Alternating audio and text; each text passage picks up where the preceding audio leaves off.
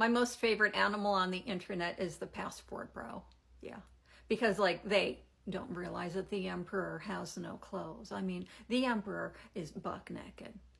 And is there a single woman out there who hears about these passport bros and feels threatened or scared that all the good men will just poof, disappear, and we'll be left all alone with our Netflix and our wine and our cats? We will miss out on the privilege of having to be a good, obedient, quiet, and submissive wife. That's such a shame. We will never have the opportunity to be socially and financially isolated from the family and friends and entire life we know. God. To be thrust into an unfamiliar land with an unfamiliar culture and, of course, unfamiliar language. To be fully dependent on this one man, this one good man, of course, who went deep into the villages of an impoverished country to buy or find himself the bestest wife who would ever wife. I mean, good luck. Good luck, especially with the Eastern European broads. I'm one of them. I've got generations of that drumbeat in me, and I can promise you, not a lot of submissive there. American women will be left. Hello YouTube, it's your boy, the Passport Bro Wingman, coming at you again with another YouTube video. The title of this video is called Passport Bros, The Emperor Has No Clothes, says retired foodie date professor. And the way this video came about was, as I was scrolling through some videos, I happened to come across the clip at the beginning of this video, in which there's a retired, older woman. I don't know if she's retired or not, but she seems like she's past the danger zone, as Kevin Samuels would say. But anyway, this post-war woman is pretty much saying that her favorite animal on YouTube is the Passport Bro. And then she goes on to say that the emperor has no clothes, we have no clothes, and everyone sees it except us. So basically, we're delusional and we're in our own world and that kind of thing. And then she goes on to say some of the tropes that usually are against Passport Bros, in which she says, we go into these little rundown villages, manipulate the women there. We bring them back. They're like these obedient slaves to their men. They don't have any say-so. We oppress them because they don't know the language. And because they don't know the language. And basically she tries to use some satire and sarcasm in saying that. But, you know, on the other hand, they get to stay away from all the these passport bros and not marry them and live a life in peace and happiness away from the passport bros and yada yada yada. I'm not, I don't want to keep, going on her little delusional tangent. So I just want to debunk a lot of stuff she was saying and just kind of throw it right back there in her lap. She tossed it out towards us, so I want to toss it back in her lap and kind of give her the truth. Truth doesn't change. It is what it is. So. Yeah, so first off, one of the things she has stated is one of the things I want to go after is the fact that it's not just her. There's a lot of women, for some reason, they're not very much aware of, put it this way, they always say, I don't need a man, but the question is this, you don't need a man, but do you need children? Do you need somebody who's going to look after you in your old age? Do you need family? That's the biggest thing. Rather than I respond to women and when they say I don't need a man, my question is, okay, you don't need a man, but do you need family? Where are you going to get family from? You need a man to have family. And I say that to say this. A lot of them, for some reason, they're thinking in the short term. They can only imagine the way things are going now. They think they have all these options of guys and so forth, but they're not thinking post-war when they get to this woman's age and their options are running dry. They don't have a man in their life. In their mind, what she's thinking is, well, I have Social Security, I have my 401k, so I don't really need children, I don't really need family, I don't really need anybody, and that's kind of my opinion, American thing. Now, in a country such as Colombia, where about at least I want to say it was at least 30-40% of people are unemployed. A lot of the seniors there are a lot of them are homeless. They don't have a lot of what's the word? There's not a lot of support coming from the government. A lot of times the way people in these countries manage is they have children. They have families, they have husbands, and their children, for the most part, kind of look after them in their old age. It's kind of like the way it kind of used to work here in the States, back in the boomer generation where you would have a lot of kids. And then when you got older, you had your kids there to take care of you, look after you, and so forth. And I say to say this once again, here's another woman in her delusional world because you have the American machine, Uncle Sam, behind her, propping up all these programs, propping up all these things such as having, 401k and so forth. Not to mention, she doesn't understand that during the housing crisis, we had that a lot of people lost their money in their 401k. 401k is not guaranteed. Yeah, it is. It is probably like the most efficient way to store money for your retirement, but it's not. It's not guaranteed that the value that you have in there now will be the value when you actually retire. Not to mention, they're also saying Social Security might not even be there. So if you don't have Social Security, you can't really depend on 401k. What is the standard model of how you're going to support yourself in your elderly years when you get older? You have children, you have a family, you have a husband, you have other people there. But if you forsake and forfeit the opportunity to build a family and to have children, you put yourself in a very risky position because you're basically dependent on the government to work as it is. You're dependent on the US dollar to be as strong as it is now during those next 20, 30 years, in the future. There is no guarantee of this. Not to say that anything is guaranteed, whether it's children or not, but the probability is higher if you actually have children to support you in your elderly years. That's the whole purpose of having a family. As I always say, the wealth of a marriage is not necessarily like your spouse. It's going to be your children. Spouse is not guaranteed to be there. But however, as I stated before in all of my videos, there was a study done by AP News in which they said that foreigners that married a foreign spouse, the marriages generally last 15 years or more. And that's and people will say, why is that a win? Because typically the marriages, especially in America, they last no longer than about like 6 years. That's about the average length.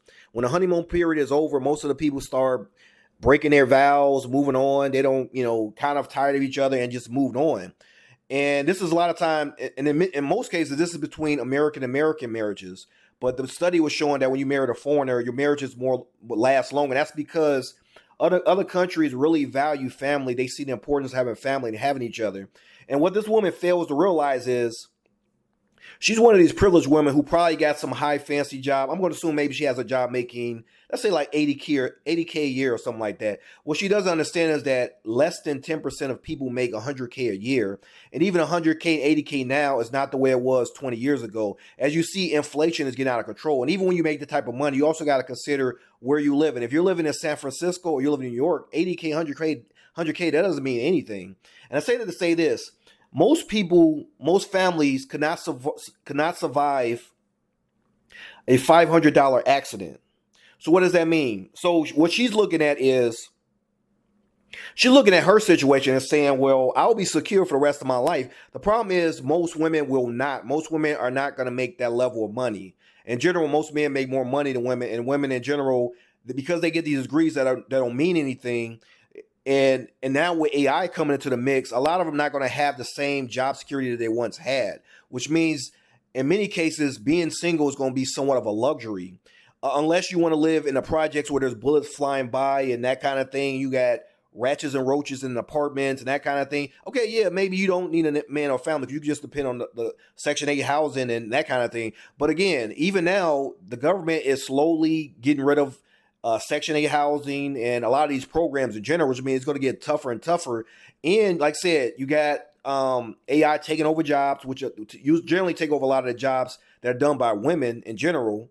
So I say to say this, most women are not going to have the luxury to do like this woman is saying, where you just sit back and ride off in the sunset and I don't need a man and I don't need a family. A lot of those days are over. They're coming to an end, And when I say it's going to be a luxury to be single, that's for everybody, both men and women. But here's the difference.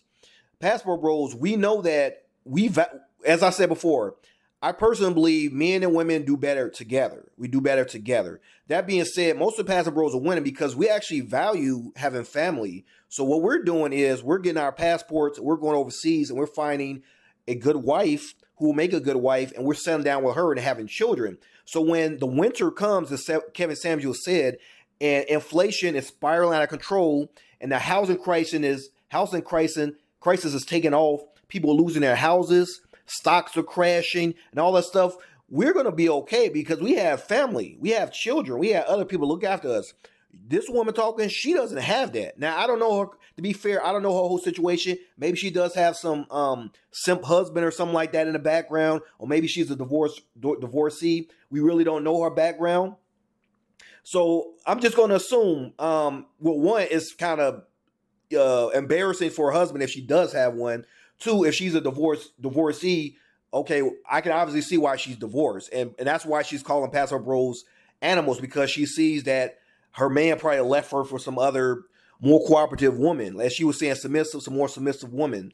So you can obviously see that she's hurt. So, and it really bothers her to see men go overseas, because notice the fact that she said these subservient, submissive women who are like slaves and so forth.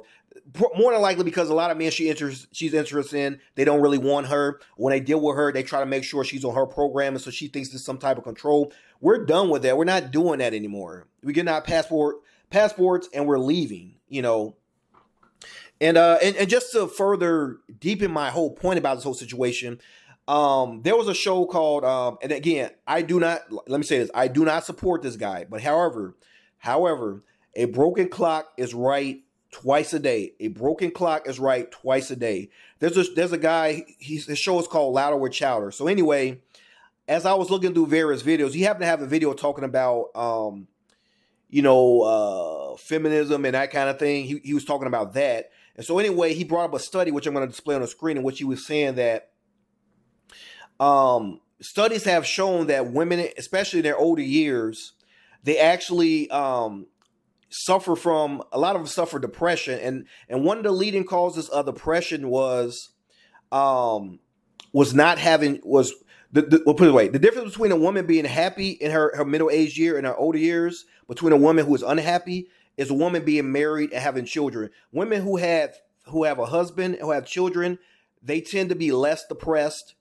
They tend to be on less of those antidepressant pills than women who don't have men and who don't have children. That's what the study was showing. So basically what it's showing is that women are in their happiest state when they're married and have children. That's what the study was showing. So that's why when she's sitting here trying to mock and saying, using satire to pretty much to say that, being sarcastic and saying that we're going to feel so bad that you guys didn't marry us, that is actually factually true. Majority of y'all are going to be unhappy that you didn't get married, you didn't have children. The study proved this, and especially women, like I said, at Vivica Fox, especially the women who are like in Vivica Fox's age, like around that 50, 60-year mark. They were saying antidepressants, the women who use antidepressants, that rate went up around that age. And a lot of times, like, again, it's because these women didn't have family, and a lot of them regretted not having children. So my whole problem with her is, that's fine. If you want to be this boss babe who misses out on her opportunity to have a family, that's fine. But why are you dooming the younger generation? Why are you not telling them to not make the same mistake that I made? Because, as I said before, there's a study that's saying by 2030, 45% of women will be single and childless between the ages of 18 and I believe it was 35 or something like that, during their prime years, which means about 50% of them are going to age out. They're going to age out. They're not going to have a man. They're not going to have children, and they're going to end up just like this woman on YouTube complaining about passport bros, calling us animals and everything else, because they're mad that they ruined their opportunity. And she wants to sit here and put up this facade that she's going to be so happy going into old age with a boxes of wine and cat. And that's factually true. You are. She doesn't say it. She doesn't see it yet because she got a lot of simps. You know, there was a video showing that the rate of cougars has gone up. You got all these older women like her. They're trying to date men in their 20s and so forth. Even though a lot of these 20-year-old men just want to pump and dump a lot of them. You know, there's like this MILF thing going on. So a lot of them just want to use them as MILFs, bang them out, and then get rid of them when they're ready to have a family. So that's what she's on. So she's looking at all the 25-year-olds in her comment section saying, oh, you're a pretty older woman. I want to take care of you and all that kind of stuff. But she, unfortunately, a lot of these women, to some degree, at some point, they're going to get to a point where even the younger men don't even look at you they don't even look at you as a MILF anymore. You've aged to a point where most men are not really getting aroused anymore. Let me put it that way. So that's all I got to say on this. I don't want to keep the video too long, but what I'm going to do is I'm going to actually send her a receipt. I'm I'm gonna leave her seated. Usually at the end of my video, I let Olga speak and let her speak about the passport kings. But this time, just to really stick it to her, she said that these women are submissive slaves who come from these slum villages. So I'm gonna let a woman from this quote unquote slum village talk to her and give it to her as a receipt. And on that note, if you have not subscribed to my channel, please subscribe, hit the thumbs up, hit the notification bell. And until next time, this is your boy, the Passport Bro Wingman, signing off. I also want to talk about why this mindset that so many Western women have is actually extremely problematic. Because not only are you putting down the men who are going overseas with pure intentions, you're also putting down the women from these other countries solely off of the fact that they were not brought up in a Western culture.